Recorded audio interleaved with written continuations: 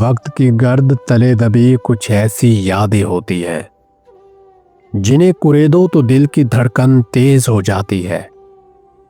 آج میں آپ کو لے کر چلوں گا ایک ایسے سفر پر جہاں وقت ٹھہر گیا ہے۔ آج ہم واپس چلیں گے اس پنجاب کے ایک چھوٹے سے گاؤں 1970 کی دہائی میں، جہاں کچے راستوں پر اڑتی دھول اور سرسوں کے کھیتوں کے درمیان ایک چھوٹا سا اسکول آباد تھا۔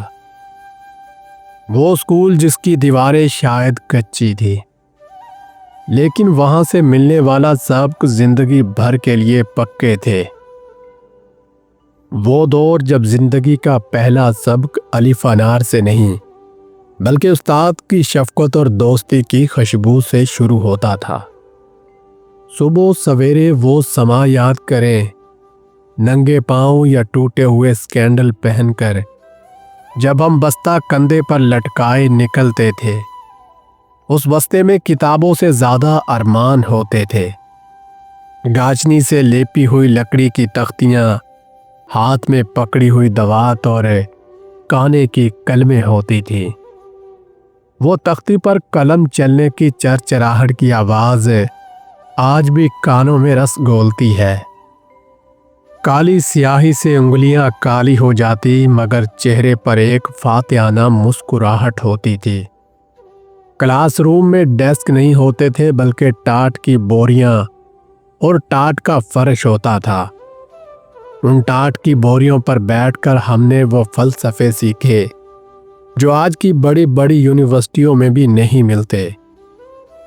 استاد جب کلاس روم میں داخل ہوتے تو ایک دم خاموشی چھا جاتی تھی۔ ماسٹر صاحب کی کھانسی کی آواز دور سے ہی بتا دیتی تھی کہ سلطان آ رہا ہے۔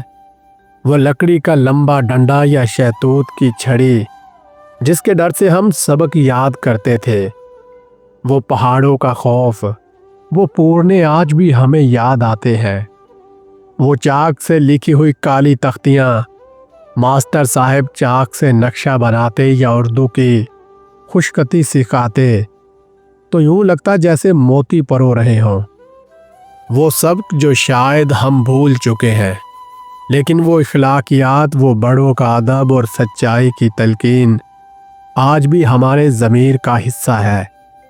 اسکول میں جب دوپہر میں کھانے کی بریک ہوتی، صحن میں موجود وہ بوہڑ یا پیپل کا درخت جس کے سائے تلے ہم اپنی روٹیاں بانٹ کر کھاتے تھے۔ کسی کی ماں نے پراٹھا بنا دیا تو کسی کے پاس صرف گڑ اور روٹی ہوتی تھی اور کسی کے پاس پراٹھے اور اچار ہوتا، لیکن اس لقمے میں جو ذائقہ تھا وہ آج کے مہنگے ترین ریسٹورنٹ میں بھی نہیں ملتا۔ وہ گلی ڈنڈا، وہ پھٹو گرام، وہ کنچے کھیلنا۔ دوستی ہماری اتنی گہری ہوتی تھی کہ ایک کا ہوم ورک مکمل نہ ہوتا تو پورا گروپ ماسٹر صاحب کی سزا بانٹنے کے لیے تیار رہتا۔